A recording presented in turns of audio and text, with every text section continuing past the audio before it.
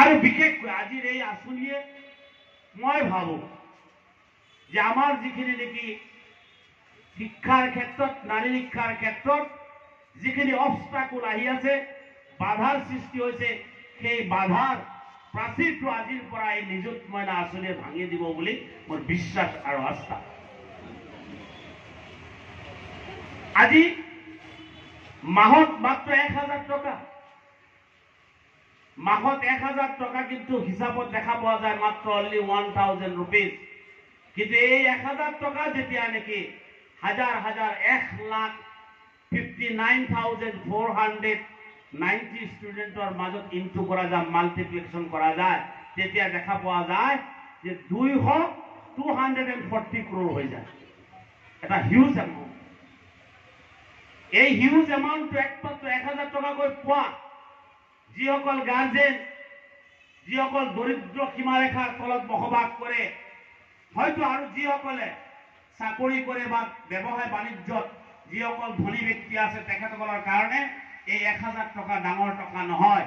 কিন্তু সেই দৰিদ্ৰসকলৰ কাৰণে যিয়ে দিন হাজিৰা কাম কৰিব লাগে, সপ্তাহটোত এসপ্তাহ কাম নকৰিলে ঘৰত চৌকা নচলে, সেই দৰিদ্ৰ ফেমিলিৰ কাৰণে যিসকলে নেকি আপোনাৰ এসাঁজ মাছ খালে আৰু 1 মাহত মাছৰ কথা উপলব্ধি কৰিব নোৱাৰে, সেইসকলৰ কাৰণে যদি 1000 টকা বহুত ডাঙৰ টকা, ডাঙৰ সম্পদ বুলি ক'ব লাগিব।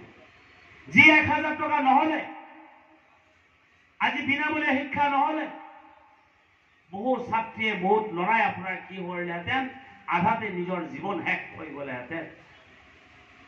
গতিকে আজিৰ এই 1000 টকা যি আঁচনি 1250 টকা পাৰ মান্থ আৰু আপোনাৰ গ্ৰেজুৱেট এণ্ড পোষ্ট গ্ৰেজুৱেট লেভেললৈকে আপোনাৰ দিছে 2500 টকা। এইটো এটা ডাঙৰ টকা বুলি ক'ব লাগিব। সেই পৰিয়ালৰ কাৰণে, যি পৰিয়ালে নেকি দিন হাজিৰা দিন মজুৰা কাম কৰে, তেখেতসকলৰ কাৰণে ডাঙৰ এমাউণ্ট বুলি ক'ব লাগিব। আজি ছাত্ৰীসকল উপস্থিত আছে। এই গভৰ্ণমেণ্টে বা ইয়াৰ আগৰ গভৰ্ণমেণ্টে বিশেষকৈ মিড ডে মিলৰ বিধি ব্যৱস্থা কৰিছিলে। এই কাৰণে কৰিছিলে দিল্লীত বহি থকা IAS অফিচাৰসকলে ষ্টাডি কৰি দেখা পাইছিলে যে বহু ছাত্ৰ আপোনাৰ স্কুলৰ পৰা ড্ৰপ আউট হৈ যায়।